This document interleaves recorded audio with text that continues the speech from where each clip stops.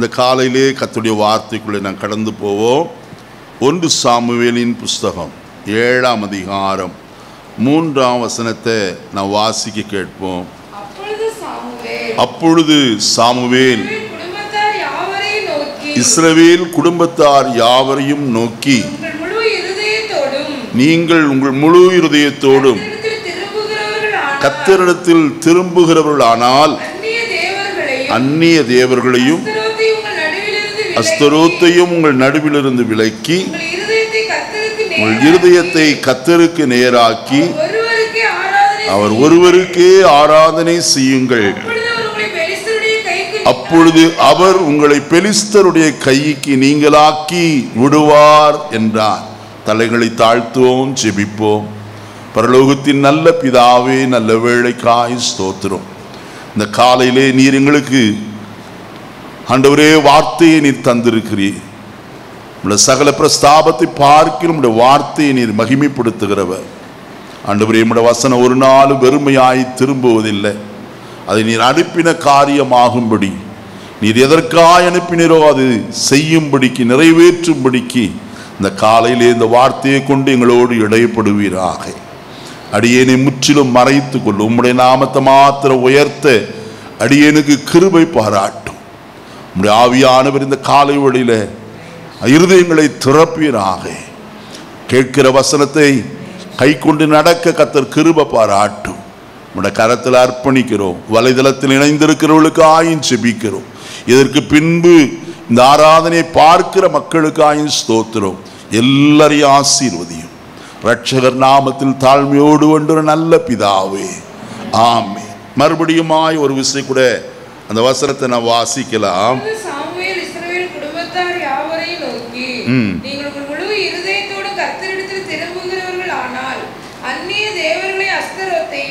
உங்கள் நடுவிலிருந்து விலக்கி உங்கள் இருதயத்தை கர்த்தருக்கு நேராக்கி அவர் ஒருவருக்கே ஆராதனை செய்யுங்கள். அப்பொழுது அவர் உங்களை பெலிஸ்தருடைய கைக்கு நீங்களாக்கி விடுவார் என்றார். கர்த்தருடைய பரிசுத்த நாமத்துக்கு ஸ்தோத்திரம் உண்டாகட்டும்.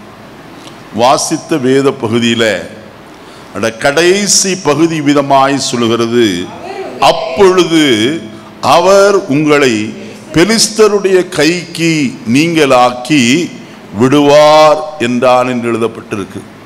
இந்த சம்பவத்தை நான் சுருக்கமாய் உங்களோடு நான் சொல்ல விரும்புகிறேன். சீலோவாவிலே காணப்பட்ட கர்த்தருடைய ஆலயத்தில் ஏலி என்று சொன்னதான ஒரு ஆசாரியன், அவனுடைய குமாரராகிய ஒப்னியும் பினகாசும் கர்த்தருக்கு ஊழியம் செய்து வருகிற நாட்களில் பெலிஸ்தர் இஸ்ரவேலருக்கு விரோதமாய் யுத்தத்திலே கடந்து வந்தார்கள். யுத்தம் மும்முரமாயிற்று. யுத்தத்திலே காணப்படுகிற ஜனங்கள் தேவனுடைய பெட்டியை பாளையத்திற்கு கொண்டு வருவோம் என்று சொல்லி தேவனுடைய பெட்டியை கர்த்தருடைய ஆலயத்திலிருந்து சுமந்து கொண்டு அங்கே யுத்த களத்திற்கு கொண்டு போனார்கள்.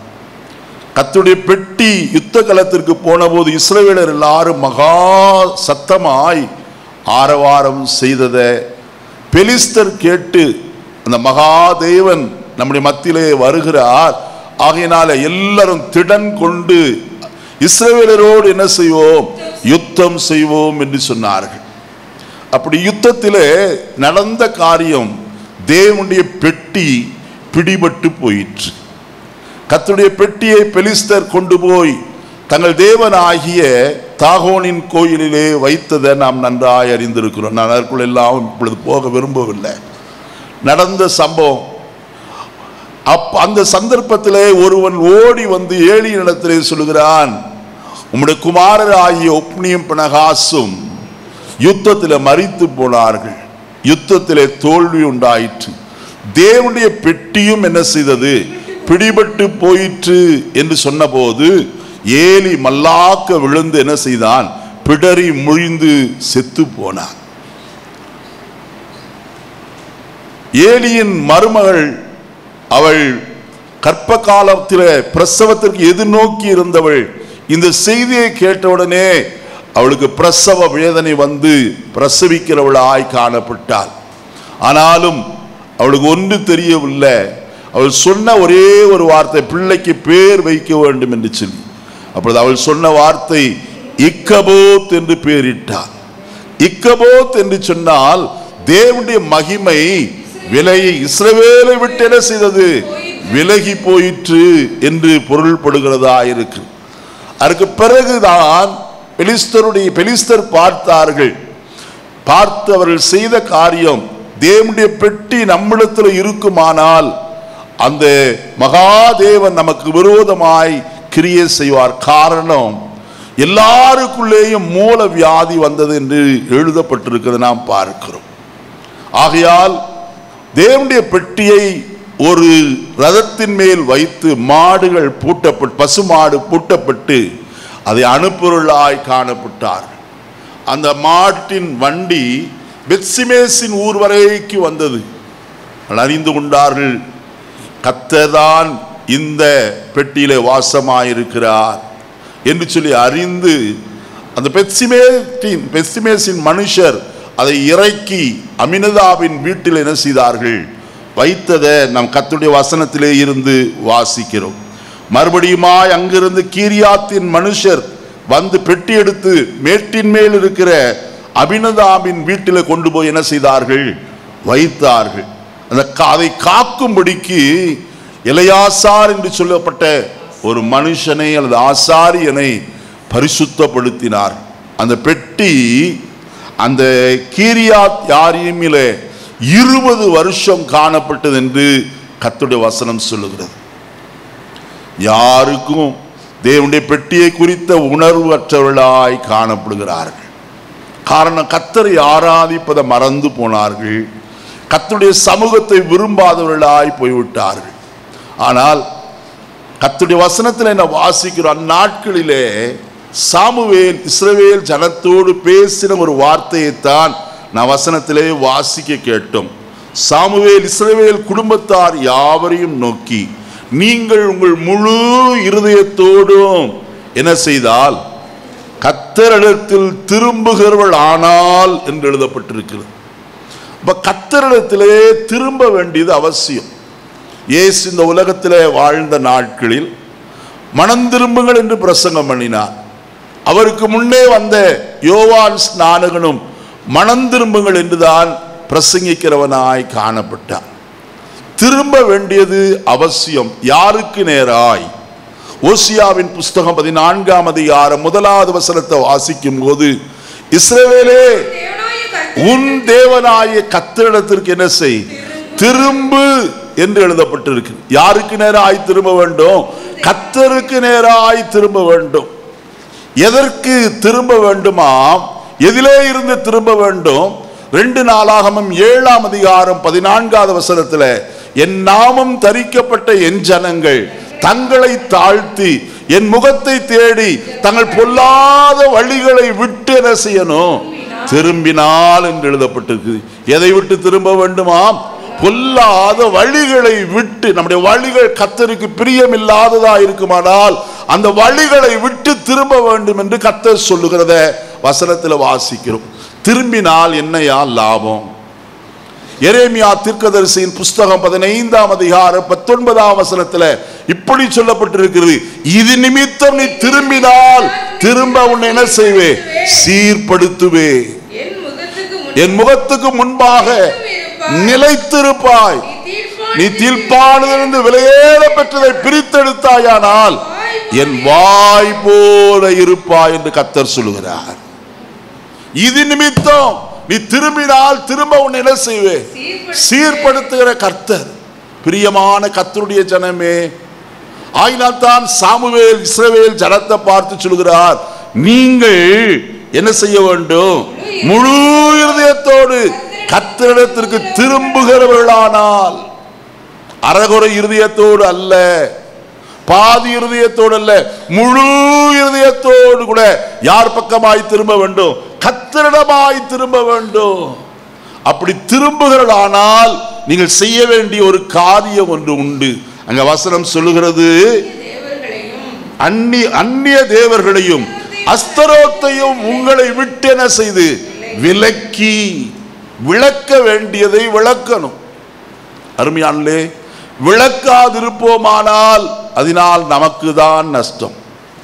யோனாவின் புஸ்தகம் 3ஆம் அதிகாரம் 10வது வசனத்திலே நான் வாசிக்கும் போது கர்த்தருடைய வசனம் சொல்லுகிறது, அவர்கள் தங்கள் பொல்லாத வழிகளை விட்டு திரும்பினார்கள் என்று தேவன் அவர்களை என்ன செய்து கிரியைகளை பார்த்தார். நல்ல கவனிக்கணும். அவர்கள் தங்கள் பொல்லாத வழிகளை விட்டு திரும்பினார்கள் என்று தேவன் அவர்கள் கிரியைகளை செய்கையை என்ன செய்தாராம்? கண்டு என்ன செய்தார்? தாம் செய்வேன் என்று சொன்ன தீங்கை குறித்து என்ன செய்தாராம்? மனஸ்தாபப்படுகிறவராய் காணப்பட்டார். இன்னைக்கு நம்முடைய கிரியைகள் கர்த்தருக்கு பிரியமானதாய் காணப்பட வேண்டும். மனம் திரும்பினோம் என்று சொன்னதில் பிரயோஜனமே இல்லை. நான் பெந்தேகோஸ்தேக்காரன், நான் ஆவிக்குரியவன் என்றெல்லாம் சொல்லி பிரயோஜனம் இல்லை. தண்டம் அடிக்க நம்முடைய செய்கை கர்த்தருக்கு முன்பதாக சுத்தமுள்ளதாக இருக்க வேண்டும். பிள்ளையின் செய்கை சுத்தம் உள்ளதோ என்று என்ன செய்ய வேண்டும்? பார்க்க வேண்டும். அதே போல நம்முடைய செய்கை ஒவ்வொரு நாளும், நம்முடைய பேச்சு, நம்முடைய கிரியை, நம்முடைய நடக்கை, நம்முடைய சகல காரியங்களும் கர்த்தருக்கு பிரியமானதா இருக்கிறதா? அருமையானே,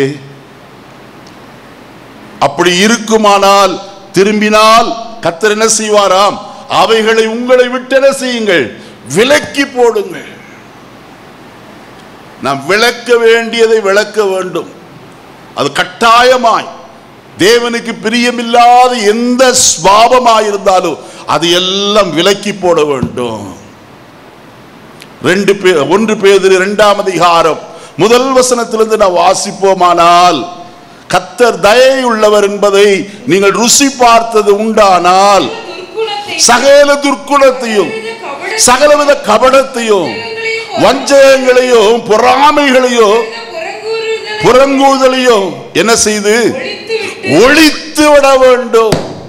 நல்ல கவனிக்க வேண்டும்.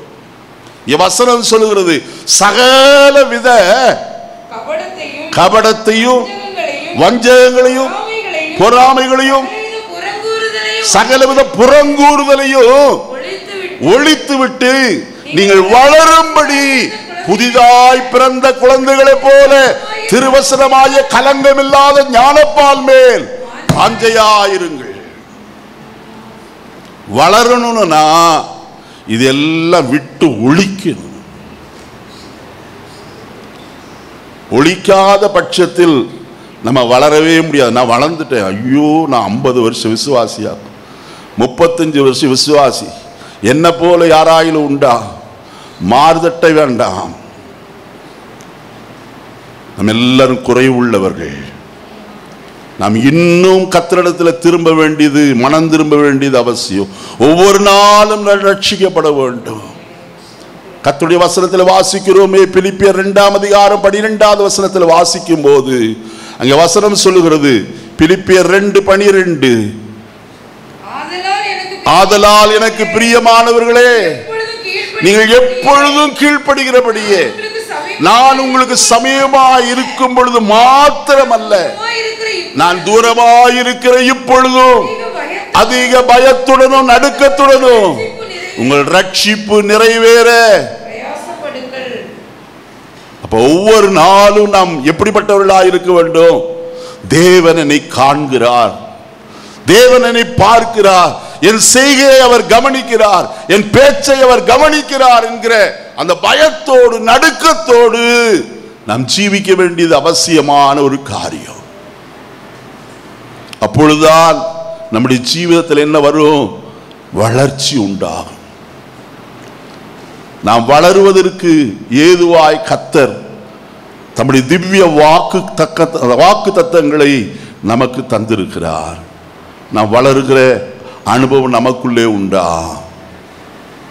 ஒவ்வொரு நாளும் நம்மை சுத்திகரித்து கொண்டு, நம்மை பரிசுத்தமாக்கி கொண்டு தேவனோடு சீர் பொருந்த வேண்டியது நம்ம விழுந்த கடமையாய் கர்த்தருடைய வசனம் நமக்கு போதிக்கிறது.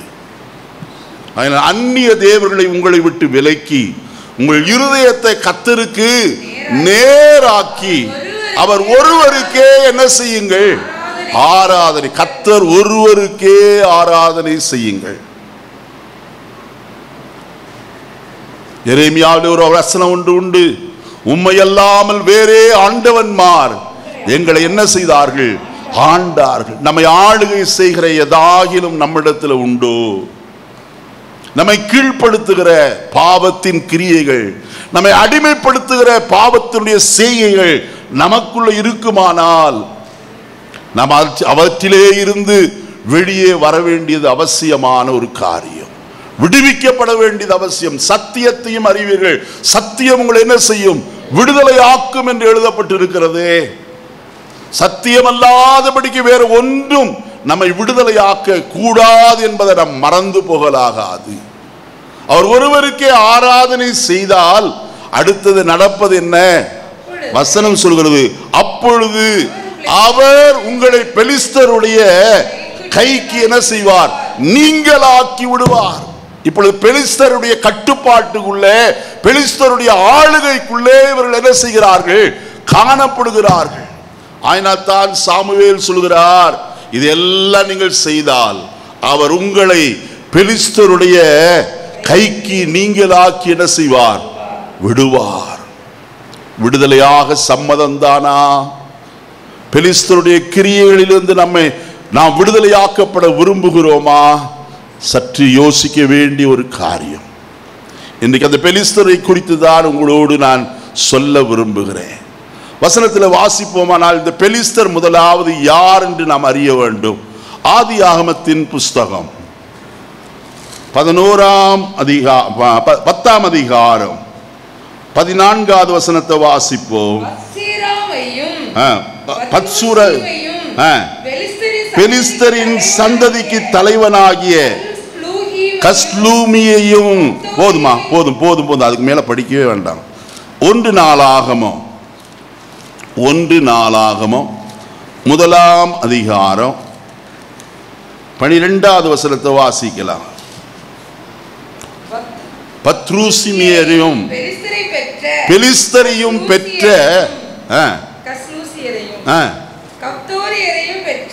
யாரு?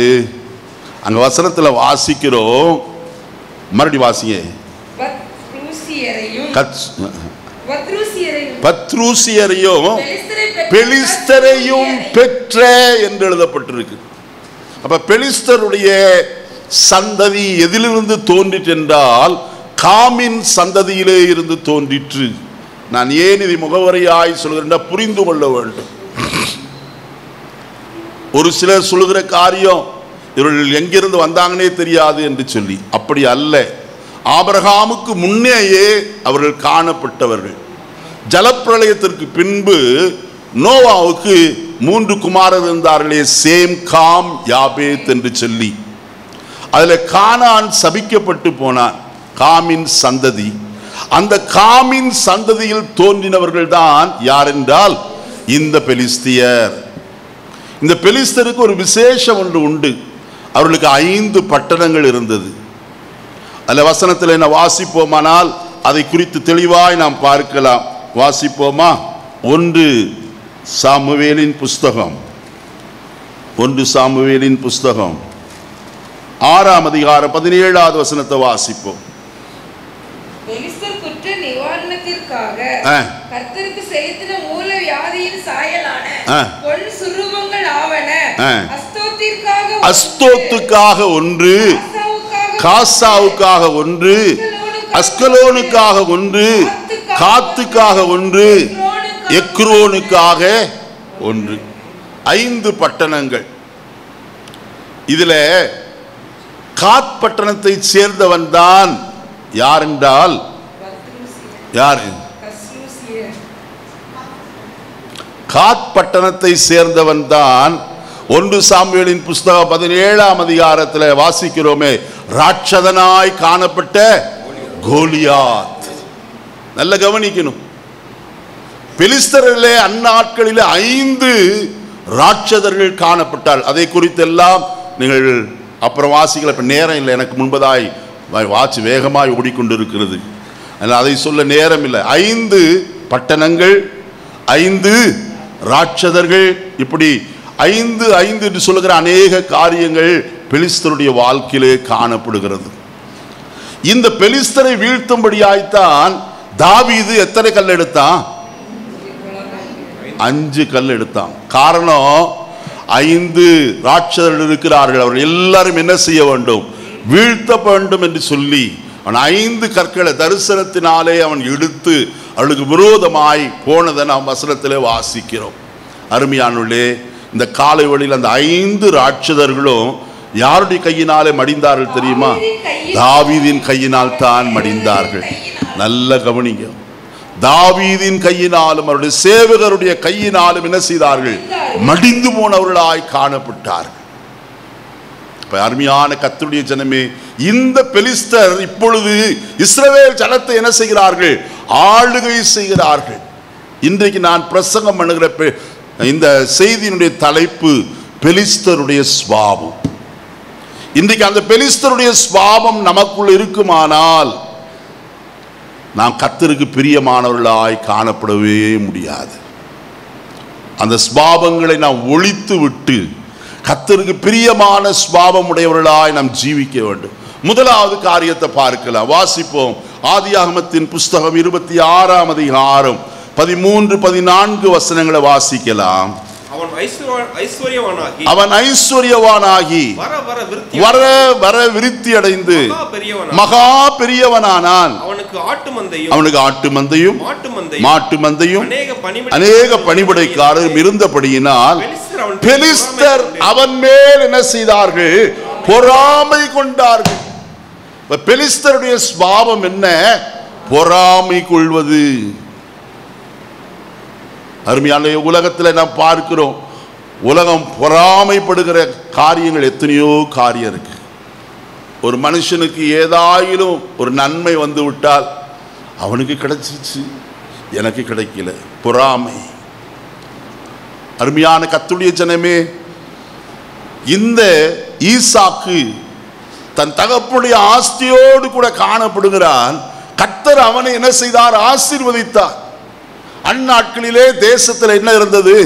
பஞ்சம் காணப்பட்டது, பயங்கரமான பஞ்சம். அவனோ எகிப்துக்கு போகும்படியாய் விரும்பினான்.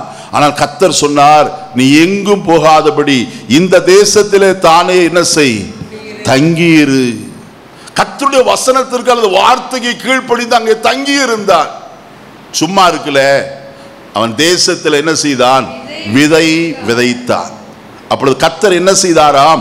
அவனை ஆசீர்வதித்ததினால் அவன் 100 மடங்கு என்ன செய்தான்? பலன் அடைந்தான். எத்தனை மடங்கு? 100 மடங்கு. எதனாலே ஆயிற்று?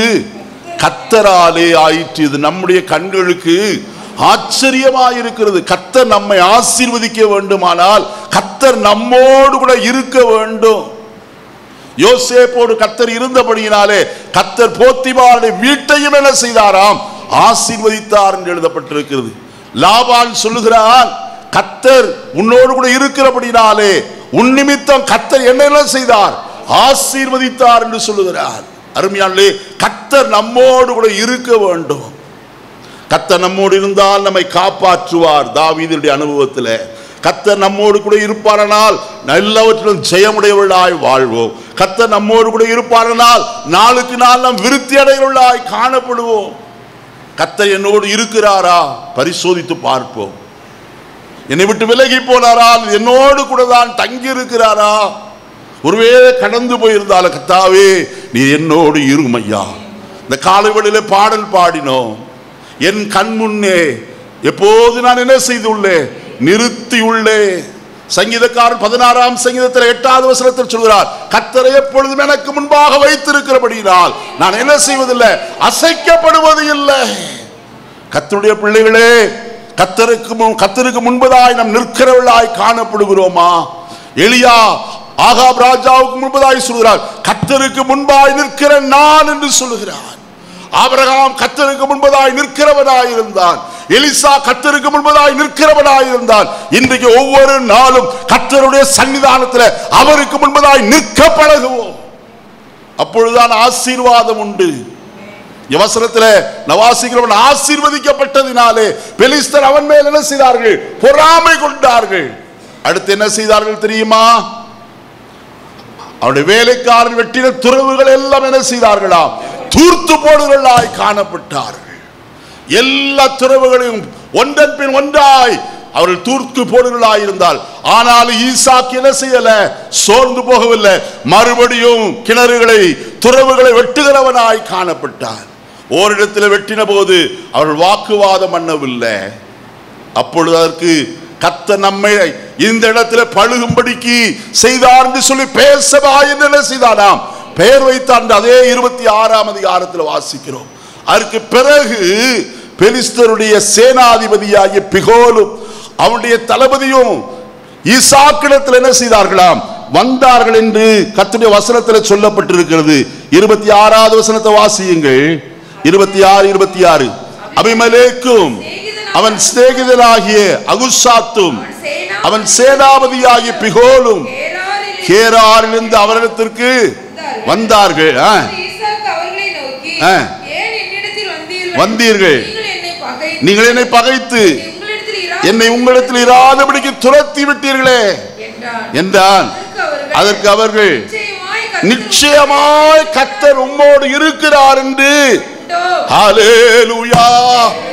கர்த்தருடைய பிள்ளையே, கர்த்தர் உன்னோடு இருக்கிறார் என்று ஜாதிகளும் ஜனங்களும் காண வேண்டும். ஆட்சியாளர்கள் காண வேண்டும். தேசத்தை ஆளுகிறவர்கள் நம்மோடு கர்த்தர் இருக்கிறார் என்பதை காண வேண்டும்.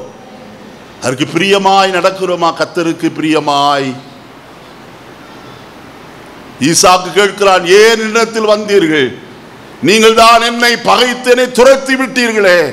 அவர்கள் சொன்ன ஒரே பதில், நிச்சயமாய் கர்த்தர் உம்மோடு கூட இருக்கிறார் என்று நாங்கள் கண்டுகொண்ட. ஐயா, எப்படி செய்கிற காரியத்தை எல்லாம் கர்த்தர் வாய்க்க பண்ணினபடியினாலே இன்றைக்கு நீ செய்ய கையிட்டு செய்கிற எல்லா பிரயாசமும் வாய்க்கும் போது மற்றவர்கள் அறிந்து கொள்வார்கள், இவர்களோடு கூட இருக்கிறவர் கர்த்தர். இன்னைக்கு நம்முடைய ஜீவிதத்தில் தள்ளி போட வேண்டிய காரியம் என்ன தெரியுமா? பொறாமை. பிலாத்தினிடத்தில் இயேசுவை கொண்டு வந்த போது அவன் அறிந்து கொண்ட ஒரு காரியம், யூதர்கள் பொறாமையினாலே இயேசுவை என்ன செய்தார்கள்? தன்னிடத்தில் ஒப்புவித்தார்கள் என்று சொல்லி கர்த்தருடைய வசனம் சொல்லுகிறது. அருமையானவர்களே, வேத வசனத்தில் வாசிக்கிற வேளையில அநேகர் பொறாமை கொண்டதை நாம் வசனத்தின் மூலமாய் பார்க்க முடியும். மோசே 106ஆம் சங்கீதம் 16வது வசனத்தில், பாளையத்திலே அவர்கள் மோசேயின் மேலும் ஆரோனின் மேலும் என்ன செய்தார்களாம்? பொறாமை கொண்டார்கள் என்று எழுதப்பட்டிருக்கிறது. யோசேப்பு சொப்பனம் கண்டு அதை அறிவித்தபடினாலே அவன் சகோதரர் எல்லாரும் அவன் மேல் என்ன செய்தார்கள்? பொறாமை கொண்டார்கள். யாக்கோபின் மனைவியாகிய ராகேல் லேயால் பிள்ளை பெறுகிறதை கண்டபோது அவள் தன் சகோதரியின் மேல் என்ன செய்தாலாம்? பொறாமை கொண்டாள். குடும்ப வாழ்க்கையிலே பொறாமை. அண்ணன் ஆசீர்வதிக்கப்பட்டால் தம்பி பொறாமைப்படுகிறார். அருமையானவர்களே, தம்பி ஆசீர்வதிக்கப்படுவதற்கு காரணம் என்ன? ஆராதனை நேரத்தில் போதகர் சொன்னாரே ஒரு சம்பவம். நாளை தினத்தில் பல்லடத்தில் வைத்து தரிசனம் 2000 மூலமாய் கட்டப்பட்ட அந்த ஆலயத்தின் பிரதிஷ்டை நடக்கிறது. சாட்சி சொல்லும்போது, கடந்த செவ்வாய்க்கிழமை இங்கே வந்து போதகர் கூட்டம் நடந்தபோது அவர் சாட்சி சொன்னார். சொல்லும்போது சொன்னார், என் வீட்டுக்கு எதிரே இருந்தவன் இளநீர் விற்கிறவன். எப்போதும் கத்தியை காட்டி இளநீ வெட்டுறது மாதிரி உன் தலையை சீவி போடுவேன் என்று சொன்னானாம். ஆனால் அவனோ மரித்து போனார். இன்றைக்கு என்னையும் ஜீவனோடு வைத்திருக்கிறார் என்று சொன்னார். அவர் சொல்லும்போது சொன்னார், 4 முறை ஹார்ட் அட்டாக் வந்தது, 4 முறையும் கர்த்தரை காப்பாற்றினார். பயங்கரமாய் கொரோனால நான் பாதிக்கப்பட்டு ஆக்சிஜன் லெவல் எல்லாம் முற்றிலும் குறைந்து போயிற்று, 30 என்கிற அளவிற்கு வந்தது. ஆனால் ஜீவனை கர்த்தர் என்ன செய்தார்? தப்புவித்தார். எனக்கு வைத்தியம் பார்த்த டாக்டர் சொன்னார், நீங்கள் அழுது கொண்டிருக்க வேண்டாம், போய் கதறி ஜெபம் பண்ணுங்க. அவருக்கு ஒரு கிறிஸ்தவராயிருந்தபடினாலே நம்முடைய கர்த்தர் விடுவிக்க எப்படிப்பட்டவர்? வல்லவர். அவர் திரும்ப ஜீவனை கொடுப்பார் என்று சொல்லி சொன்னாரா. கதறி குடும்பமாய் சபையாய் அழுதார்களா. கர்த்தர் ஜீவனை கொடுத்து இன்றைக்கும் ஜீவனோடு கூட வைத்திருக்கிறார். சொல்லும் போது சொன்னார், பிரேதங்களின் நடுவே படுத்து கிடந்த பாஸ்டர், சுற்றிலும் பிரேதங்கள், உறவினர்கள் எடுத்துக்கொண்டு போக ஆள் இல்லை, எடுத்துக்கொண்டு போவது வேறு யாரும் இல்லை, அவர்கள் நடுவிலே படுத்து கிடந்தேன். ஆனாலும் கர்த்தர் என்னை பாதுகாத்தார். என்னை குறித்த ஒரு தேவ திட்டம் நிறைவேற வேண்டியதா இருந்தபடினாலே இன்றைக்கு வரைக்கும் ஜீவனோடு கர்த்தர் என்ன செய்திருக்கிறார், என்னை வைத்திருக்கிறார் என்று சொன்னார். பொறாமை நிமித்தம் சாதாரணமாய் வந்தான். இவன் இவ்வளவு வளர்ந்திருக்கிறானே, பொறாமைப்படுகிற ஜனத்தின் மத்தியிலே தான் காணப்படுகிறோம். வசனத்தை வாசிப்போ. சகரியாவின் புஸ்தகம் 9ஆம் அதிகாரம் 6வது வசனத்தை வாசியுங்கள். சகரியாவின் புஸ்தகம் 9ஆம் அதிகாரம் 6வது வசனம். 2வது காரியம்,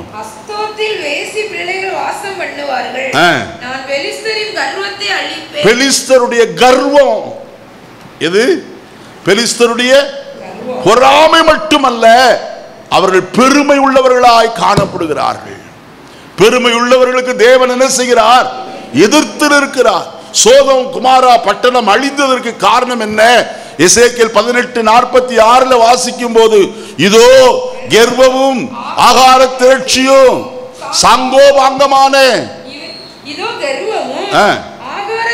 திரட்சியும் நிர்விசாரமான சாங்கோபாங்கமாகிய இவைகளே உன் சகோதரியாகிய. பாருங்க, நமக்குள்ளே பெருமைக்கு இடம் கொடுக்க வேண்டாம். பெருமை உள்ளவர்களுக்கு தேவன் எதிர்த்து இருக்கிறார். தாழ்மை உள்ளவர்களுக்கோ கர்த்தர் என்ன செய்கிறாராம்? கிருபை அளிக்கிறார். நம்ம இடத்துல ஒன்றும் இல்லை ஆண்டவரே, நான் ஒன்றுமில்லை ஆண்டவரே, எல்லாம் நீர்தான் என்று எத்தனை பேர் நம்மிலே சொல்ல முடியும்? கர்வத்திற்கு ஒரு காலம் இடம் கூடாதிருங்கள். பெருமை பாராட்டாதிருங்கள். நமக்கு கிடைத்ததெல்லாம் கர்த்தர் நமக்கு இந்த உலகத்தில் அனுபவிக்கிறதற்கு வேண்டி கொடுத்திருக்கிறார்.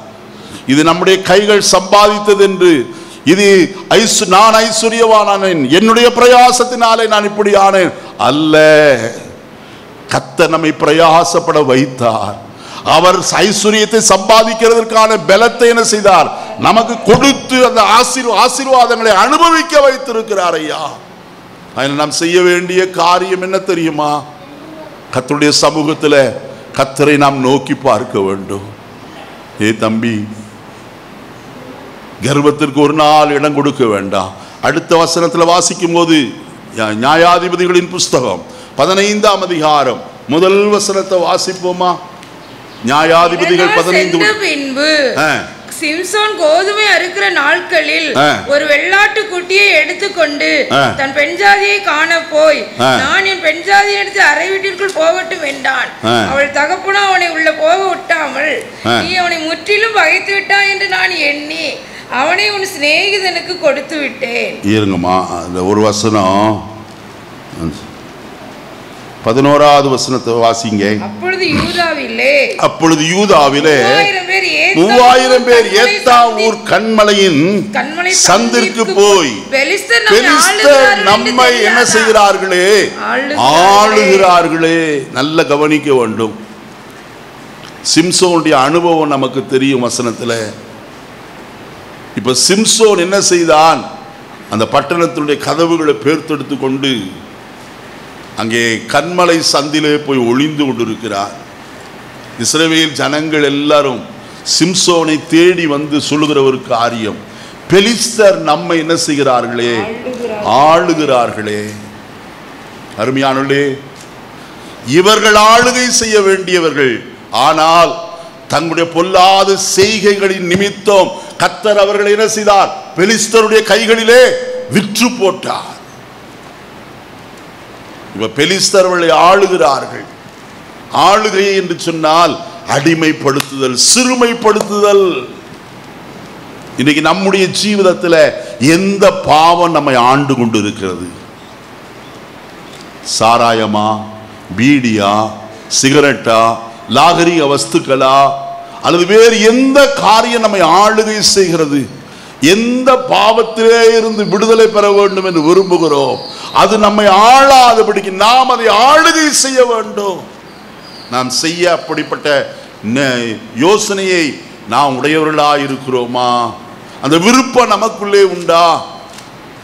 கர்த்தர் தான் என்னை ஆளுகை செய்ய வேண்டும், பரிசுத்தம் என் வாழ்க்கையில் ஆளுகை செய்ய வேண்டும்.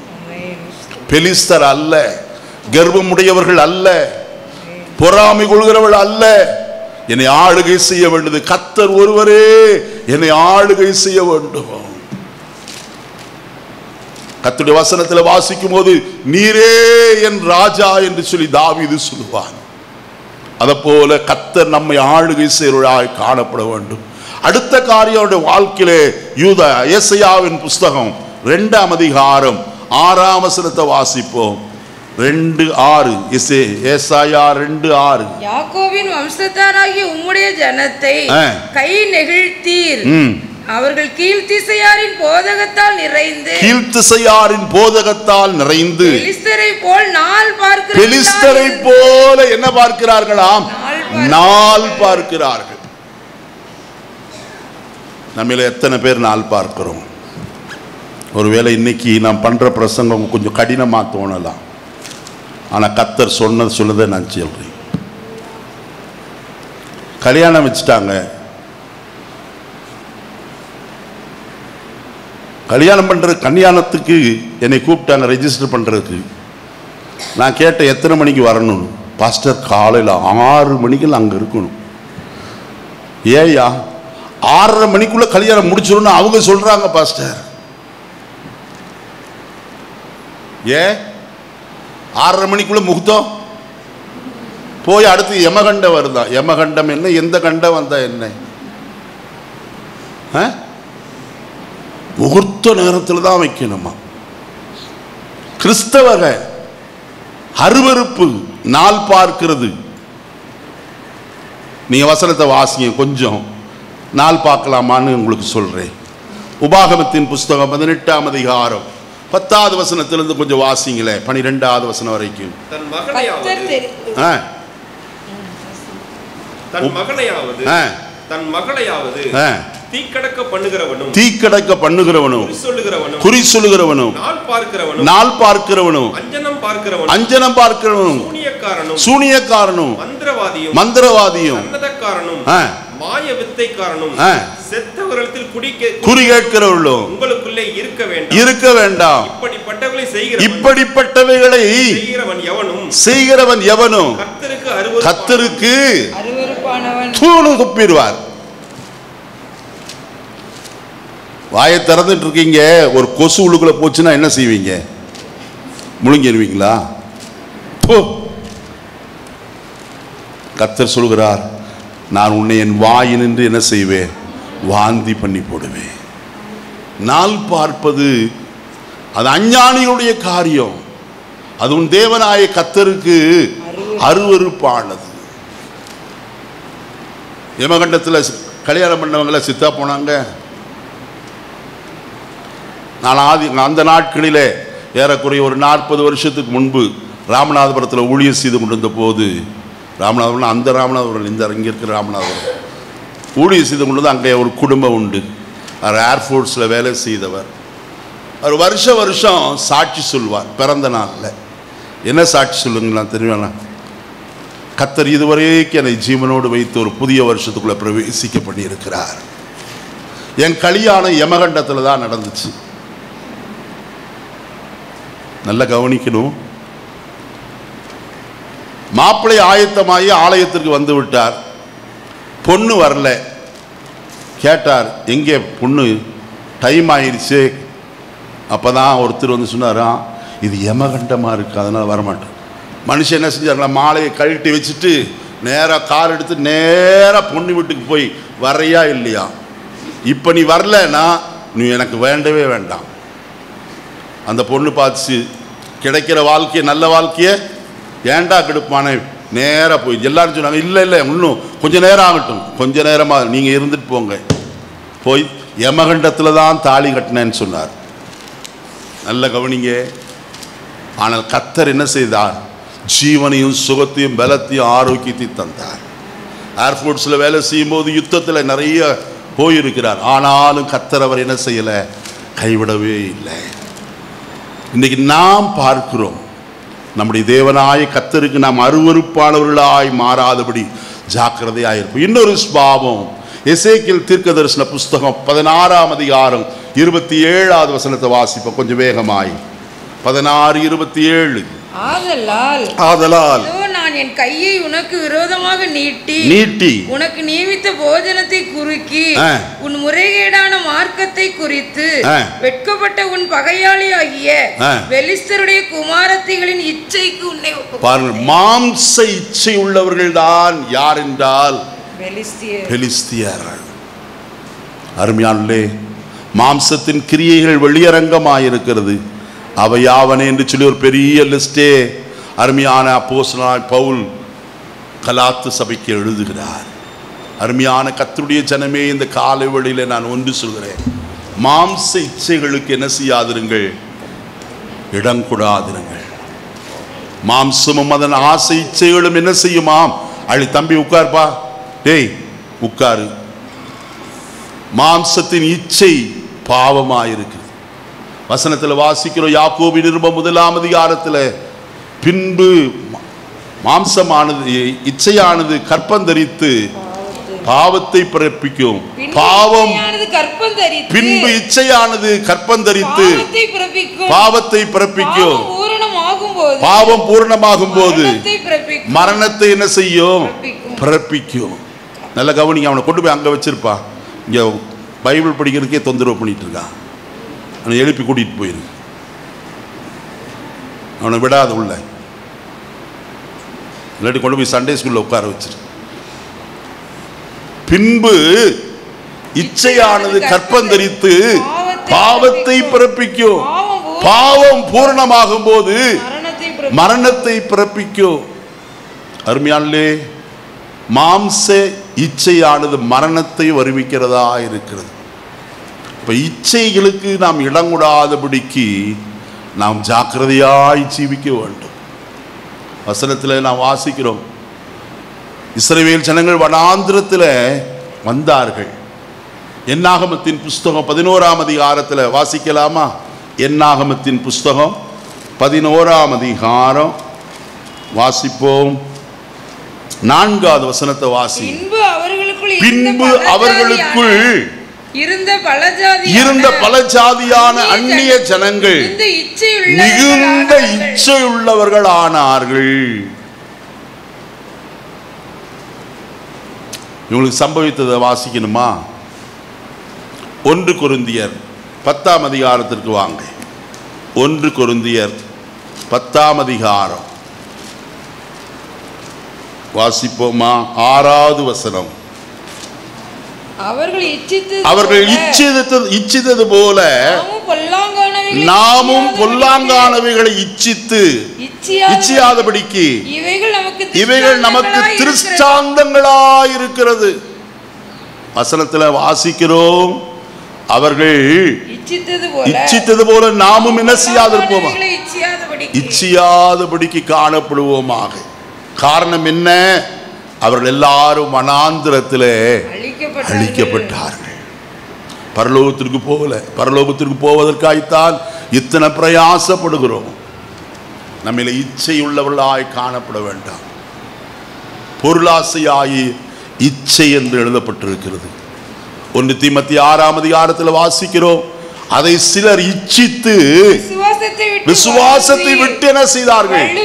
வழுவி அநேக வேதனைகளாலே தங்களை உருவ குத்தி கொண்டார்கள். தேமா இப்பிரபஞ்சத்தின் மேல் ஆசைங்கிறது இச்சைதான். இச்சை வைத்து என்னை விட்டு என்ன செய்தார்? பிரிந்து போய்விட்டார். அருமையானே, யூதாஸ் 30 வெள்ளிக்காசுக்கு ஆசைப்பட்டு இயேசுவை காட்டி கொடுத்தார். ஆதாமும் ஏவாளும் தோட்டத்தில் காணப்படுகிற அந்த விருட்சத்தின் கனியை அவர்கள் பார்த்து அதை இச்சித்து என்ன செய்தார்கள்? பறித்து புசித்து தன் புருஷனுக்கும் கொடுத்தார். அந்த விருட்சம் எப்படிப்பட்டதா இருந்ததாம்? பார்வைக்கு இன்பமும்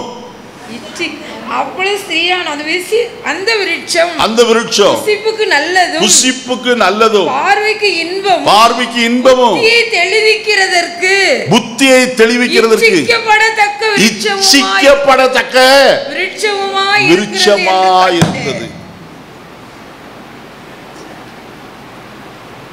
இதெல்லாம் கேட்டீங்க. கர்த்தர் தாவீதை கொண்டு சொல்லும் போது சொல்கிறார், அவர்கள் இச்சிக்கப்பட்ட படத்தக்க தேசத்தை அசட்டை பண்ணினார்கள். இந்த உலகத்தின் மேல் உள்ள இச்சை அல்ல, பரலோகத்தின் மேல் நம்முடைய ஆசை விருப்பம் இருக்க வேண்டும். எத்தனை பேருக்கு அப்படி விருப்பம் இருக்கு? நம்முடைய விருப்பம் எல்லாம் பரலோகத்தின் மேல் இருக்கணும். சங்கீதம் 106 பாருங்க, மேல் பகுதியில் இருக்கும், இச்சிக்கப்படத்தக்க தேசத்தை கண்டுபிடிச்சிங்கன்னா பாருங்க, இல்லாட்டி அப்புறம் விட்டுருவோம்.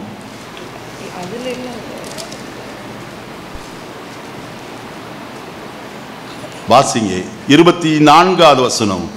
அவருடைய வார்த்தையை விசுவாசியாமல் இச்சிக்கப்படத்தக்க தேசத்தை பண்ணினார்கள். இந்த உலகத்தின் இச்சையெல்லாம் அழிந்து போகும், ஆனால் இச்சிக்கப்பட வேண்டிய தேசம் ஒன்று உண்டு. அது என்ன? பரம கானான். அதன் மேல நம்முடைய ஆசை இருக்கட்டும். அதனால் தான் பவுல் சொல்லும்போது சொல்கிறார், எங்கள் குடியிருப்போ பரலோகத்தில் இருக்கிறது, அங்கே இருந்து கர்த்தராயிருக்கிற இயேசு கிறிஸ்து எனும் ரட்சகர் வர நான் எதிர்நோக்கி காத்திருக்கிறேன். நம்முடைய காத்திருப்பு அதன் மேல் தானா? இச்சிக்கப்படத்தக்க தேசத்தை அவர்கள் அசட்டை பண்ணினபடினாலே அவர்களில் ஒருவனாயினும் கானானுக்குள் என்ன செய்ய முடியவில்லை, பிரவேசிக்க முடியல. அவர்கள் எல்லாரும் வழியிலே மாண்டு போனார்கள். நாம் வழியிலே மாண்டு போகாதபடிக்கு, கைவிடப்பட்டவர்களாய் போய்விடாதபடிக்கு, கர்த்தருடைய கால சத்தம் துணிக்கும் போது நாம் மரித்திருந்தால் உயிரோடு கூட எழுப்புவோம் என்கிற நம்பிக்கையோடு இந்த ஜீவனம் செய்வோம். ஒருவேளை உயிரோடு இருப்போமானால் கர்த்தர் எதிர்கொண்டு அழைக்கும் போது எடுத்துக்கொள்ளப்பட ஆயத்தமாகும். நம்முடைய ஜீவிதம் எப்போது பரிசுத்தமாயிருக்கட்டும். நேரம் கடந்து போய்விட்டது. இன்னும் 2 காரியங்களை நான் உங்களோடு சொல்ல விரும்புகிறேன். நியாயாதிபதிகளின் புஸ்தகம் 16ஆம் அதிகாரம் 21வது வசனத்தை வாசிப்போம். 16:21. பெலிஸ்தர் அவனை பிடித்து அவன் கண்களை பிடுங்கி அவனை காசாவுக்கு கொண்டு போய் அவனுக்கு 2 வெண்கல விலங்குகளை போட்டு சிறைச்சாலையிலே மாவரைத்து கொண்டு வைத்தார்கள். எத்தனை கொடூரமானவங்க பாருங்க. யாரு சொல்லுங்க? பெலிஸ்தர் எத்தனை கொடுமையானவர்கள். சிம்சோனை பிடித்தார்கள், வெண்கல விலங்கு போட்டார்கள், அவன் கண்ணு 2 என்ன செஞ்சாங்க? தோண்டினார்கள். ஏங்க செஞ்சாங்க அப்படி? அந்த கண்களினால் தான் என்ன வந்தது? பாவம் சிம்சோனுக்குள்ள வந்தது. எந்த பொம்பளைய பார்த்தாலும் அவனுக்கு என்னது? உடனே ஆசை, அவ்வளவு இச்சை. அருமையான கர்த்தருடைய ஜனமே, நம்முடைய ஜீவத்தில் எந்த பொருள் மேலேயோ அல்லது எந்த ஜடத்தின் மேலேயோ அல்லது எந்த மனுஷர் மேலேயோ நாம் இச்சிக்கப்படவே வேண்டாம். பாஸ்டர், இதுக்கும் என்ன சம்பந்தம் கேட்கலாம். நான் ஒன்று சொல்லுகிறேன், சிம்சோனுடைய கண்கள் பிடுங்கப்பட்டது. இன்னைக்கு அநேக ஆவிக்குரியவர்கள் என்று சொல்லுகிற ஜீவிதத்தில் அவருடைய தரிசனம் மங்கி போயிற்று. அவருடைய கண்கள் மங்கி போயிருக்கிறது. உலகத்தின் மேல் ஆசை வைத்து ஜீவிக்கிறபடியினாலே பிசாசு அவருடைய ஜீவிதத்தில் கொடூரமாய் கிரியை செய்கிறவனாய் இருக்கிறார். யோபுடைய வாழ்க்கையை பாருங்க. சாதாரணமானவனா பிசாசு? முதல் சொன்னா, நீர் அவனை தொட்டு பாரு. அப்ப என்ன செய்வான்? தூஷிப்பானா இல்லையா பாரு. கர்த்தர் சொன்னார், அவன் கையில விட்டார், எல்லாத்தையும் அழிச்சு போட்டான். இப்ப சொன்னார், ஒரு மனுஷன் தன் தோலுக்கு பதிலாய் தோலை கொடுப்பான், ஆனால் நீர் அவனின் சரீரத்தை தொடுவீரானால் அப்பொழுது உம்முடைய முகத்துக்கு முன்பாய் தூஷிக்கானோ இல்லையோ பாரும் என்றான். கர்த்தர் அதுக்கும் விட்டுட்டார்.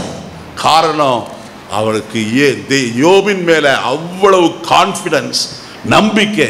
அவன் ஒரு நாளும் என்ன செய்ய மாட்டான்? என்னை தூஷிக்க மாட்டான், மறுதளிக்க மாட்டான் என்று சொல்லி.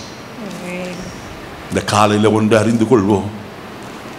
பிசாசு கொடூரன், அவன் பொல்லாங்கன், பொய்க்கு பிதாவாய் காணப்படுகிறவன். அவன் கொடுமையாய் சிலரை உபத்திரவப்படுத்துகிறவனாய் காணப்படுகிறவன். குடும்பங்களிலே கிளேசங்களை உண்டு பண்ணுகிறவன், பிரிவினையை உண்டு பண்ணுகிறவன். இதெல்லாம் எதிர்த்து இருக்க வேண்டிய காரியம். நம்முடைய யுத்தம் மாம்சத்தோடு ரத்தத்தோடும் அல்ல. அருமையானவர்களே, எதோடு கூட நம்முடைய யுத்தம் இந்த பொல்லாத பிரபஞ்சத்தினுடைய அந்தகார லோகாதிபதிகளோடு கூட தான் என்ன செய்து போராட்டம். அருமையான பவுல் சொல்கிறார், எங்கள் போராயுதங்கள் மாம்சத்திற்கு ஏற்றவைகளாயிராமல் அரண்களை நிர்மூலமாக்குவதற்கு தேவ பலமுள்ளவைகளாயிருக்கிறது. இன்னைக்கு நம்முடைய ஆயுதம் என்ன? ஸ்தோத்திர பலி என்கிற ஆயுதம் பயன்படுத்துவோம்.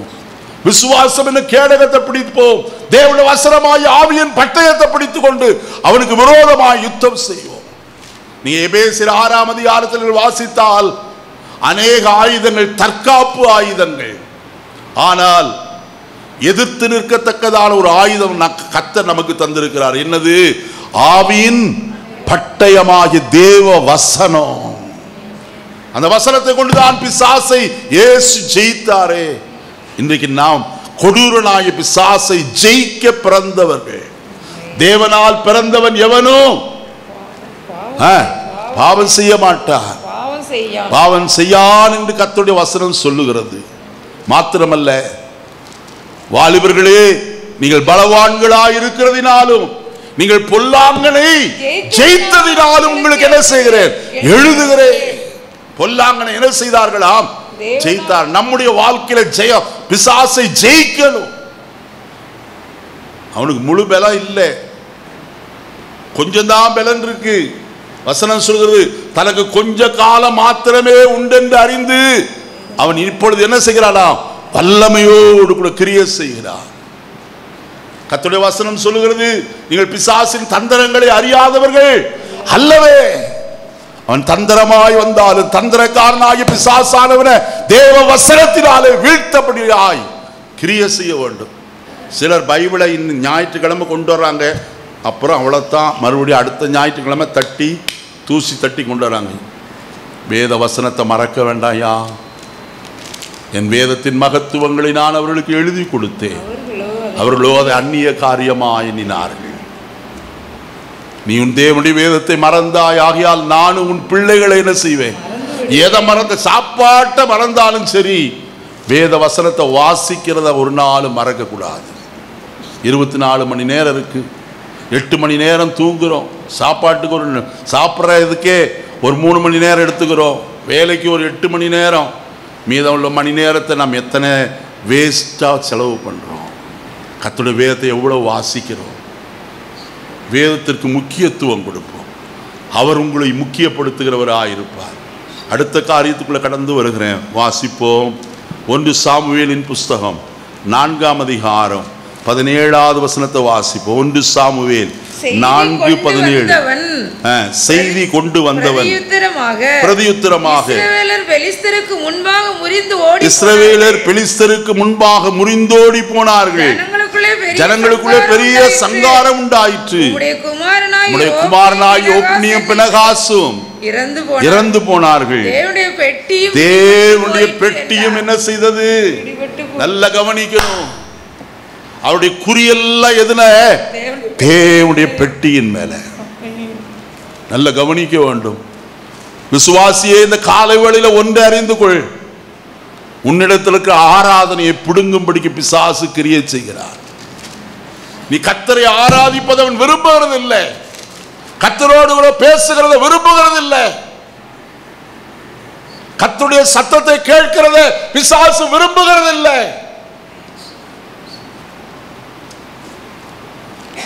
யாத்திராகமத்தின் புஸ்தகம் 25ஆம் அதிகாரம் 22வது வசனத்தை வாசியுங்கள். அங்கே நான் உன்னை என்ன செய்வேன்? சந்திப்பேன்.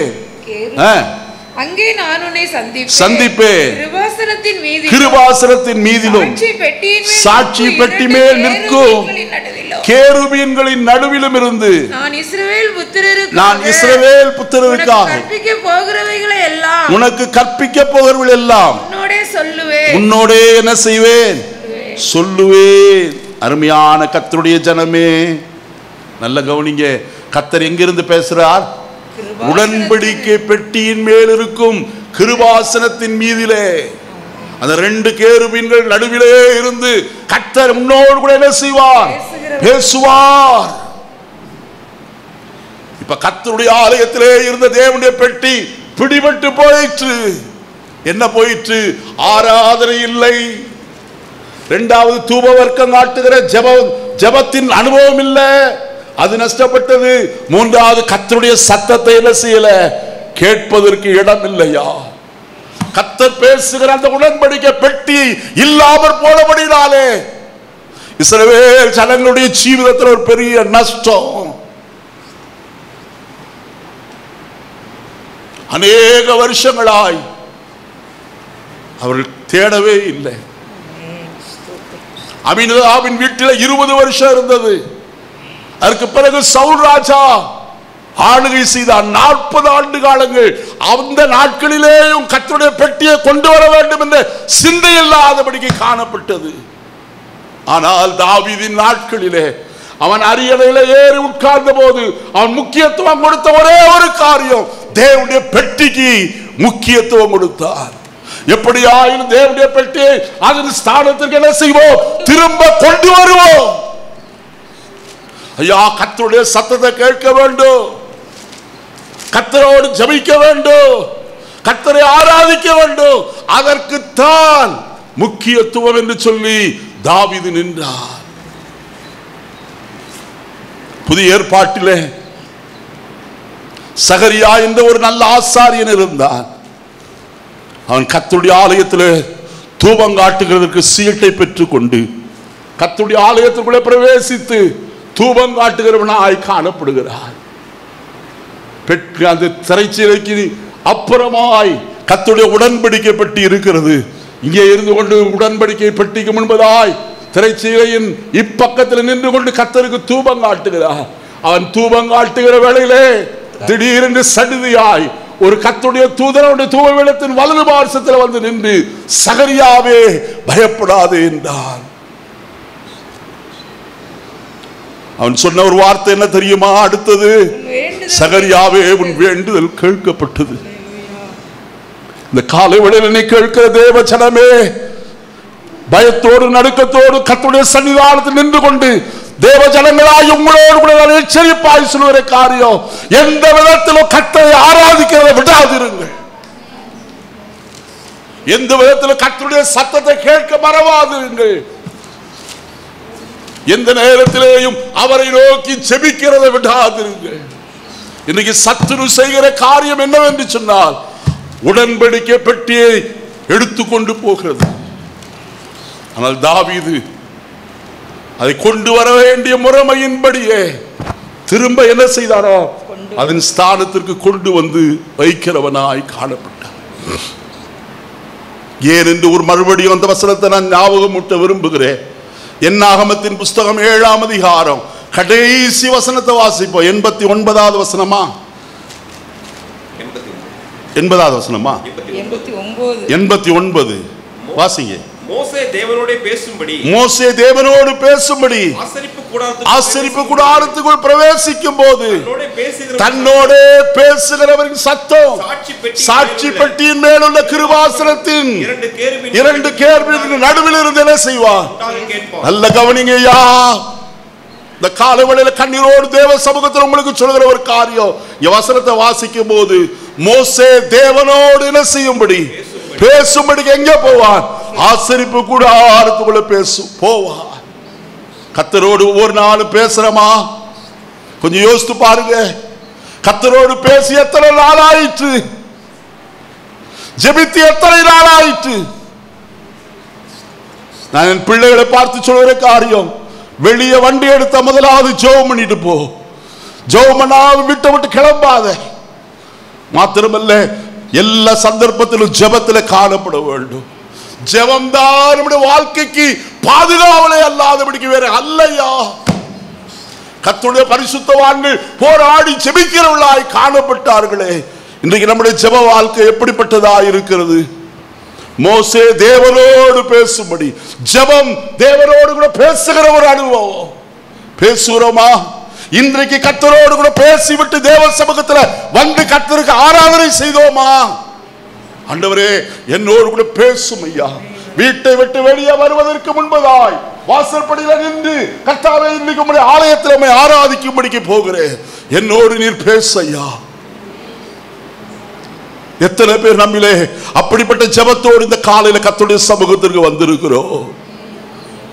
அப்படிப்பட்டவர்களோடு கர்த்தர் பேசுகிறவர் என்பதை மறந்து போக வேண்டாம். அவன் பேசும்படிக்கு கர்த்தருடைய ஆசரிப்பு கூடாரத்திலே போகிறவனாய் காணப்படுவான். அடுத்த வார்த்தை விதமாய் சொல்கிறது, தன்னோடு கூட பேசுகிறவரின் சத்தம். ஹல்லேலூயா. தேவ சமூகத்தில் கர்த்தர் தன்னோடு கூட பேசுகிறார் ஐயா. நீங்க நினைக்கல ஒருவேளை பாஸ்டர் பைபிளை எப்போதும் படிச்சுட்டு இருக்கிறதுனால ஞாபகத்துக்கு வர வசனத்தை எல்லாம் அள்ளி விட்டுட்டு போறாருன்ட்டு. இல்லையா, ஒவ்வொரு நாளும் இந்த நாட்களில் நான் சொல்ல விரும்புகிறேன், அது சொல்லக்கூடாது ஆனாலும் சொல்லுகிறேன். தனிப்பட்ட வாழ்க்கையில 2 மணிக்கு மேல் என் தூக்கம் வருகிறது இல்லை. முழங்காலிலே ஒவ்வொரு நாளும் உட்காருவேன். ஒவ்வொரு நாளும் கர்த்தாவே என்னோடு பேசையா, என்னை கழுவும், என்னை பரிசுத்தமாக்கும், இன்னும் என்னை பரிசுத்தப்படுத்த ஆண்டவரே. யாருக்கும் தெரியாது. என் வீட்டில் 2 மணிக்கு எழுந்திருந்தால் முழங்காலிலே காலையில் 6 மணி வரைக்கும் முழங்காலில் இருப்பேன். நான் பெருமைக்காக இதை சொல்லவில்லை, கர்த்தருடைய மிகுந்த தயவினாலே நான் இம்மட்டு செய்ய கர்த்தர் உதவி செய்து வருகிறார். ஆண்டவரே, இன்றைக்கு நான் என்ன பேச வேண்டும்? இன்றைக்கு நான் பல காரியங்களை பேசும்படியாக நான் ஏற்கனவே இந்த வாரம் முழுவதும் ஆயத்தம் பண்ணி கொண்ட ஒரு செய்தியே. ஆனால் கர்த்தரோ இந்த செய்தியை பேசும்படிக்கு இந்த காலை வேளையில் உங்கள் முன்பாக என்னை நிறுத்தி இருக்கிறார். வசனம் பேசுறது எளிதையா, ஆனால் இருதயங்களுக்குள்ளே கடந்து போவதுதான் பெரிய காரியம். நான் ஜெபித்து வந்த காரியம் தெரியுமா? ஆண்டவரே, என் வார்த்தை அல்ல, என்னுடைய மாம்சீகமான ஒரு வார்த்தையும் கதை சொல்றதோ மற்ற ஒன்று இருக்கக்கூடாது. வசனத்தை மட்டும் சொல்லி அது அவருடைய இருதயத்துக்குள்ள புகுந்து அது அவர்களுக்குள்ளே நூறத்தனையான ஆசீர்வாதத்தை கொண்டு வரட்டும் ஐயா. இங்கே சொல்லுகிறார், தன்னோடு பேசுகிறவரின் சத்தம் சாட்சி பெட்டியின் மேல் உள்ள கிருபாசனமான 2 கேருபீன்களின் நடுவிலிருந்து உண்டாக கேட்பான். கேட்கிற கர்த்தருடைய சத்தத்தை 1 சாமுவேலின் புஸ்தகம் 1ஆம் அதிகாரம். நான் ஒரே ஒரு 2 வசனங்களை சொல்லி முடிக்க விரும்புகிறேன். 3ஆம் அதிகாரம் 1 வசனத்தை வாசிப்போம். சாமுவேல் என்னும் பிள்ளையாண்டான் ஏலிக்கு முன்பாக கர்த்தருக்கு பணிவிடை செய்து கொண்டிருந்தான். அந்நாட்களிலே கர்த்தருடைய வசனம் அபூர்வமாயிருந்தது, பிரத்யட்சமான தரிசனமும் இருந்தது. ஹல்லேலூயா. கடைசி நாட்களில் வந்திருக்கிற ஐயா, தேவனுடைய வசனம் எப்படி இருக்கிறது? அபூர்வமாயிருக்கிறது. இன்றைக்கு பார்க்கிற இடங்களில் எல்லாம் கதை சொல்லி ஒரு வசனத்தை சொல்லி முடித்து விடுகிறார்கள். நான் எத்தனையோ பிரசங்களை கேட்கிறேன், கதை கதை கதை. எங்க இருந்தா கதை பிடிக்கிறாங்களோ எனக்கு தெரியல, ஆனா எனக்கு கதையே வரமாட்டேங்குது, வசனம்தான் வருகிறது. ஏன் சொல்லுகிறேன்? நான் பெருமையாய் சொல்லவில்லை, அவங்களை காட்டில நல்லவன் என்றெல்லாம் சொல்ல. அவர்களை பார்க்கிறேன் நான் நீசன், அவர்கள் எல்லாரும் பார்க்கிறேன் நான் பாவியான மனுஷன் என்றுதான் கர்த்தருடைய சமூகத்தில் அறிக்கை செய்வேன். தேவ கிருபையா, இங்க வந்து நிற்கும் போதெல்லாம் கர்த்தருடைய கிருபை சார்ந்து நிற்கிறேன். பலத்தை அல்ல, என்னுடைய சத்துவத்தை அல்ல நான் சார்ந்து நிற்கிறது. தேவனுடைய பரிபூர்ண கிருபையை நம்பி நிற்கிறேன். தேவனுடைய வசனம் அபூர்வமாயிருக்கிறது. தேவனுடைய வசனம் கேட்க கிடைக்காத பஞ்சம் வரும் என்று சொல்லி ஆமோஸ் தீர்க்கதரிசி சொல்லுகிறாரே, அந்த பஞ்சத்தின் நாட்களுக்கு முன்பதாய் எவ்வளவாய் தேவனுடைய வசனத்தை நாம் பிடித்துக் கொள்கிறோம். நீதிமொழியில் சாலமோன் ஞானி சொல்கிறான், சோம்பேறியே நீ எவ்வளவு நேரம் தூங்குவாய், எவ்வளவு நேரம் கைமடக்கி கொண்டு உறங்கி கொண்டிருப்பாய். என்ன செய்ய? நீ முதலாவது எறும்பிடத்திலே போய் கற்றுக்கொள். அதற்கு அதிகாரம் இல்லாதிருந்தோம். அது கோடை காலத்திலே தனக்கு வேண்டிய ஆகாரத்தை என்ன செய்கிறது? சம்பாதித்துக் கொள்ளுகிறது. எத்தனை வசனம் நமக்கு தெரியும்? ஒரு சண்டே ஸ்கூல்ல ஒரு பிள்ளையை கூப்பிட்டு கேட்டார், ஒரு போதர் தெரிஞ்ச வசனத்தை சொல்லு. அந்த பிள்ளை சொன்னா, கர்த்தர் மேய்ப்பராயிருக்கிறார். ஒரு 4 வாரம் கழிச்சு கூப்பிட்டார், மறுபடியும் சொல்லு வசனத்தை, கர்த்தர் மேய்ப்பராயிருக்கிறார். இந்த ஒரு வசனம் தவிர வேற ஒன்றும் வசனம் இல்லையா? எத்தனை வசனங்கள் இருக்கு. நம்முடைய பிள்ளைகளுக்கு சொல்லி தருகிறோமா? பிள்ளைகளை உட்கார வைத்து கர்த்தருடைய வசனத்தில் சொல்லப்பட்டிருக்கிறது. உபாகமத்தின் புஸ்தகத்தில் அவர் நடக்கையிலும் உட்காருகையிலும் படுக்கையிலும் அவர்களோடு கர்த்தருடைய வசனத்தை என்ன செய் போதித்து. தீமோத்தேயு குறித்து கர்த்தருடைய தாசராகிய பவுலடியார் சொல்கிறார், நீ உன் சிறு வயது முதற்கொண்டு வேத வசனங்களை என்ன செய்திருக்கிறாய்? அறிந்திருக்கிறாய். நீ நன்றாய் கற்றிருக்கிறாய், அதுல பேர் இருக்கிறாய். இன்னைக்கு கர்த்தருடைய வசனத்தை கற்றிருக்கிறோமா? கற்றுக்கொள்ள ஆசைதானா? ஒரு வாஞ்சனை காணலையா? வசனத்தில் வாசித்தோம். நான் கடைசியை சொல்லி முடிக்கிறேன். கர்த்தருடைய வேதத்தில் பிரியமாயிருந்து அவருடைய வேதத்தில் இரவும் பகலும் தியானமாயிருக்கிற மனுஷன் பாக்கியவான். இந்த காலையில சங்கீதம் வாசித்தீங்களே 112ஆம் சங்கீதம் முதல் வசனத்துல அவருடைய கற்பனைகளை கட்டளைகளை கை கொள்கிற மனுஷன் எப்படிப்பட்டவன்? பாக்கியவான். கர்த்தர் அவன் என்ன செய்கிறாராம்? முதலாவது சங்கீதத்தில் சொல்லுகிறார், தண்ணீர் அண்டையிலே நட்டு நடப்பட்டு நீர் பாய்ச்சல. முதலாவது சங்கீதம் 3வது வசனத்தை வாசிங்க. அவன் நீர்கால்களின் ஓரமாய் என்ன செய்து? நீர்கால்களின் ஓரமாய் நடப்படுகிறான். அடுத்தது எரேமியா 17ஆம் அதிகாரத்தில் வாசிக்கும் போது அவன் கால்வாய் ஓரமாய் என்ன செய்யப்பட்டு தன் வேர்களை விடுகிறதுமான மனுஷனாயிருக்கிறான். அவன் செய்வதெல்லாம் என்ன செய்யும்? இன்னைக்கு நம்ம செய்யறது ஏன் வாய்க்கல? ஞாயிற்றுக்கிழமை லீவ் போட்டுரும். பாஸ்டர் இன்னைக்கு என்னால் வர முடியாது. ஒரு வாரம் வரலன்னா உங்களுடைய ஆத்மா சோர்ந்து போகும். ஒரு நேரம் சாப்பிடலனால பாஸ்டர் அப்படியே தலை சுத்துது. எத்தனை பேர் நம்ம சொல்றோம் ஒரு நேரம் ஆகாரம், ஆனால் ஒரு வாரம் முழுவதும் ஆகாரத்திற்கு கர்த்தருடைய சமூகத்திற்கு வருகிறோமே, அந்த ஒரு வாரத்திற்கு வேண்டிய ஆகாரத்தை இங்கிருந்து பெற்று கொண்டு போகும்போது எவ்வளவு பலனா இருக்கும். அவன் செய்வதெல்லாம் வாய்க்கும் என்று எழுதப்பட்டிருக்கிறது. எரேமியா சொல்லும் போது சொல்கிறார், உஷ்ணம் வருகிறதை காணாமல் இலை பச்சையாயிருக்கிறதும் தன் காலத்திலே தன் கனியை கொடுக்கிறதுமாயிருக்கிற மரத்தை போல் இருப்பானா. ஐயா, இது ஏன் சொல்கிறேன்? உஷ்ணம் என்று சொன்னால் உபத்திரவம். உபத்திரவம் வருகிறதை அவன் என்ன செய்ய மாட்டான்? காண மாட்டான். நான் வசனத்தை வாசி, நீங்க வீட்டுல போய் 112ஆம் சங்கீதம் மறுபடியும் வாசித்து பாருங்க. நீதிமான் நித்திய கீர்த்தி உள்ளவன். அதுல வசனம் ஒரு வார்த்தை சொல்லப்பட்டிருக்குது, அவன் அசைக்க துர்ச்செய்தி கேட்கிறதுனால் அவன் இருதயம் பயப்படாது. அவனுடைய இருதயம் கர்த்தரை நம்பி என்ன செய்யும்? திடனாயிருக்கும். அவன் என்றைக்கு என்ன செய்யப்படுவதில்லை. காலைகளில் எழுந்திருப்போம். என்ற வார்த்தைகளை முடிக்கிறேன். கர்த்தருடைய ஜனமே, பெலிஸ்தருடைய சுபாவம் நம்மளே ஒன்று வேண்டாம். பொறாமையை தள்ளி விடுவோம். யார் ஆசீர்வதிக்கப்பட்டாலும், கூட்டு விசுவாசி ஆசீர்வதிக்கப்பட்டால் அவர்களோடு கூட சேர்ந்து சந்தோஷப்படுங்க. கர்த்தர் அவர்களை ஆசீர்வதித்திருக்கிறார். உனக்கு ஒரு சமயம் வைத்திருக்கிறார். ஏற்ற வேளையில கர்த்தர் உன்னையும் ஆசீர்வதிப்பார். அவர் ஆசீர்வதியாமல் இருக்கிறவர் அல்ல. உடைய வீட்டில் இருக்கிற தரித்திரத்தை மாற்றி, கடன் பாரங்களை மாற்றி கர்த்தர் உன்னை மேன்மைப்படுத்த போதுமானவர். அவர் உன் அப்பத்தையும் தண்ணீரையும் ஆசீர்வதிக்கிற கர்த்தர், வியாதியை உன்னை விட்டு விலக்கிற கர்த்தர், மலடு உன் வாழ்க்கையை இருப்பது இல்லை என்று சொன்ன கர்த்தர்.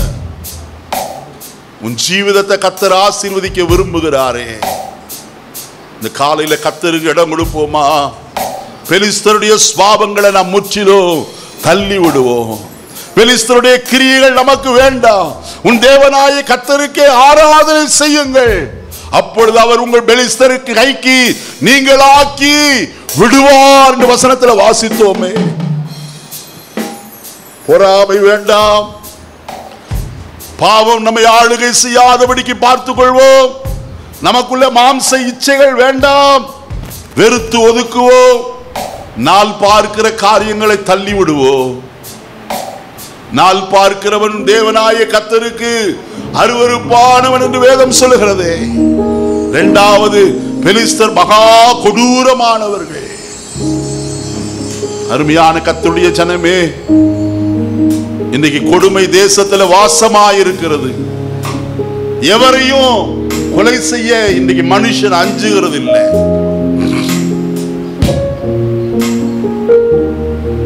ஒரு நாளும் கோபத்திற்கு இடம் கொடுக்க வேண்டாம். மூன்றாவது காரியம் கர்த்தருடைய வசனத்தில் நான் சொன்னேன் உங்களோடு கூட, உடன்படிக்கை பெட்டி பிடிபட்டு போயிற்று. கர்த்தருடைய சத்தின் சன்னிதானத்திற்கு கடந்து செல்வதும், கர்த்தரை ஆராதிப்பதும், கர்த்தருடைய சத்தத்தை கேட்பதும், கர்த்தர் ஒருவருக்கே ஆராதனை செய்வதுமான நிலைமை நமக்குள்ளே வரட்டும். எத்தனை நாள் ஆயிற்று கர்த்தரோடு கூட பேசி, எத்தனை நாள் ஆயிற்று அவருடைய சத்தத்தை, இன்பமான சத்தத்தை கேட்டு. சூலமித்தி சொல்கிறாள், இதோ இது நேசருடைய சத்தம். அவர் மலைகள் மேல் துள்ளியும் மேடுகள் மேல் குதித்தும் என்ன செய்கிறார்? வருகிறார். இதுவே நேசருடைய சத்தம். உன் நேசருடைய சத்தத்தை நீ கேட்டு இருக்கிறாயா? தோட்டத்துக்கு வா, அவர் உன்னோடு கூட பேசுகிறவர். சபையாய தோட்டத்துக்கு நீ வருவாயானால் அவருடைய இன்ப சத்தத்தை கேட்க முடியும். அவர் உன்னை ஆறுதல் படுத்துகிறவர், உன்னை தைரியப்படுத்துகிறவர், உன்னை தேற்றுகிறவர், உன்னை திடப்படுத்துகிற கர்த்தர். தேவ சமூகத்துக்கு வருவோமா? இங்கிலாந்து தேசத்தை உலகம் முழுவதும் அரசாண்டு வந்த இங்கிலாந்து தேசத்தினுடைய அரசி ஞாயிற்றுக்கிழமை நாட்களை கர்த்தருடைய ஆலயத்தில் முதலாவது போய் கர்த்தரை ஆராதிப்பார்களா? எத்தனை பெரிய நாடுகளுடைய பிரதிநிதிகள் வந்தாலும் அவர்கள் எல்லாரையும் பார்த்து சொல்வார், இன்றைக்கு எனக்கு எந்த விதமான காரியம் இல்லை, நான் முதலாவது கர்த்தருடைய சமூகத்திற்கு போய் அவரை ஆராதிக்க வேண்டும். ஆயினால் தான் கர்த்தர் அந்த தேசத்தை ஆசீர்வதித்து உலகம் முழுவதையும் ஆளுகை செய்யும்படிக்கு வைத்தார். ஒரே குடையின் கீழ் காணப்பட்டது. என்றைக்கு கர்த்தரை விட்டார்களோ அன்றைக்கு கர்த்தரும் அவருடைய தேசத்தை கைவிட்டு விட்டார். இன்றைக்கு என்னை கேட்கிற கர்த்தருடைய ஜனமே, உடன்படிக்கை பெட்டி ஆராதனை பிசாசு கொள்ளை கொண்டு போய் விடாதபடிக்கு காத்துக்கொள்வோம். ஜெபிப்போமா? பரலோகத்தின் நல்ல பிதாவே, நல்ல வேளைக்காய் ஸ்தோத்திரம். இந்த காலையில் எங்களோடு நீர் பேசி இருக்கிறீர், என்னோடு நீர் பேசினதற்காக ஸ்தோத்திரம் ஐயா. உடைய ஜனத்தோடு நீர் இடைப்பட்டு இருக்கிறீர். கேட்ட வசனத்தை கை கொண்டு நடக்க கர்த்தர் அனுக்கிரகம் செய்வீராக. எல்லா நன்மைகளையும் தாரும். வேதத்திற்கு முக்கியத்துவம் கொடுத்து வாசிக்கும்படி, அதை தியானிக்கும்படி, அதை கை கொண்டு நடக்கும்படிக்கு பாக்கியவான்களாய் மாற கர்த்தர் தம்முடைய பிள்ளைகளுக்கு அனுக்கிரகம் செய்யும். இன்னைக்கு யாரெல்லாம் தீர்மானம் எடுத்தார்களோ அவருடைய வாழ்க்கையில் எல்லாம் கிருபை விளங்கட்டுனாதா. கர்த்தருடைய கரம் அவர்களோடு இருந்தவர்களை ஆசீர்வதிப்பதாக உம்முடைய கரத்தில் அர்ப்பணிக்கிறேன். இயேசுவின் நாமத்தில் பிதாவே.